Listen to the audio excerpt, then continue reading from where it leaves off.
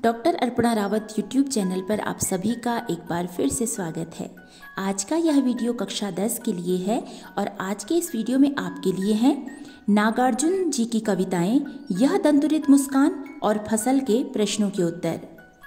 पहला प्रश्न है, बच्चे की दंतुरित मुस्कान का कवि के मन पर क्या प्रभाव पड़ता है?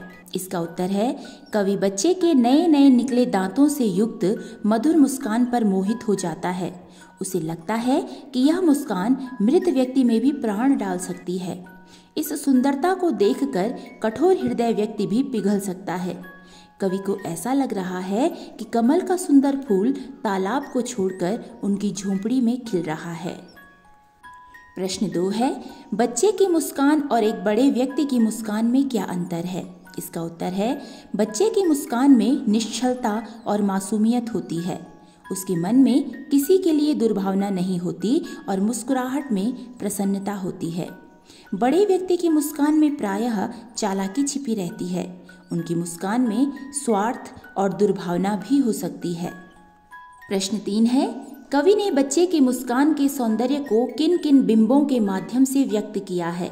इसका उत्तर है, कवि ने कहा है कि बच्चे की मुस्कान मृत व्यक्ति में भी प्राणों का संचार कर सकती है। बच्चे की मुस्कान और स्पर्श पाकर बांस या बबूल से भी शैफालिका के फूल झरने लगेंगे। बच्चे का धूल से सना शरीर ऐसा लग रहा है जैसे झोंपड़ी में सुंदर कमल का फूल खिल गया है। प्रश्न 4 है, भाव स्पष्ट कीजिए। इसमें पहला है, छोड़कर तालाब मेरी झोंपड़ी में खिल रहे जलजात। इसका भाव है, कवि को धूल से सने हुए छोटे बच्चे के शरीर और उसकी मुस्कान को देखकर ऐसा प्रतीत होता है कि कमल का सुंदर फूल तालाब को छोड़कर उसकी झोंपड़ी में खिल गया है। भाव स्पष्ट कीजिए में ख है, छू गया तुमसे कि झरने लग पड़े शैफालिका के फूल, बांस था कि बबूल।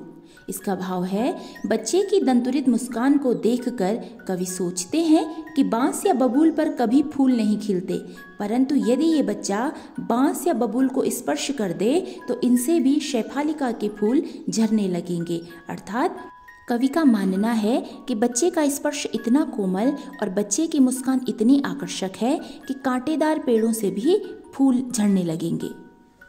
अब है कुछ प्रश्न कविता फसल से।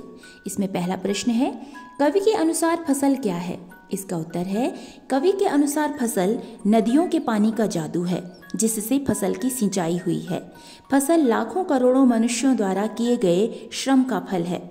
फसल विभिन्न प्रकार की मिट्टियों का गुण है जिसमें फसल को बोया गया था। फसल सूरज की किरणों का बदला हुआ रूप और हवा की लहरों का सहयोग है।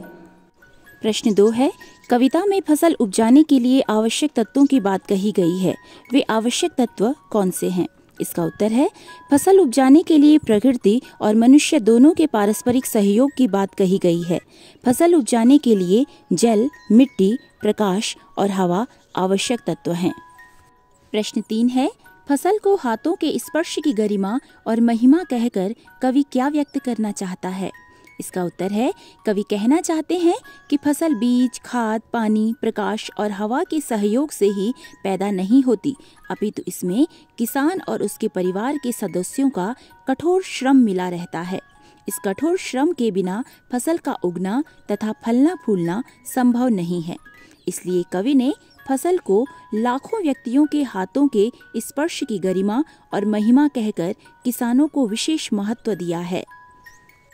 प्रश्न संख्या 4 और अंतिम प्रश्न है, भाव स्पष्ट कीजिए। पंक्तियां हैं, रूपांतर है सूरज की किरणों का, सिमटा हुआ संकोच है हवा की थिरकन का। इसका भाव है, कवि के अनुसार फसल सूरज की किरणों का परिवर्तित रूप है, अर्थात सूर्य से ही फसल को प्रकाश मिला।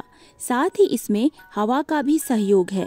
हवा के सहयोग से ही खेतों में लहलहाती फसल तैयार होती है, अर्थात फसल उपजाने के लिए सूर्य की किरणों और हवा का सहयोग होता है।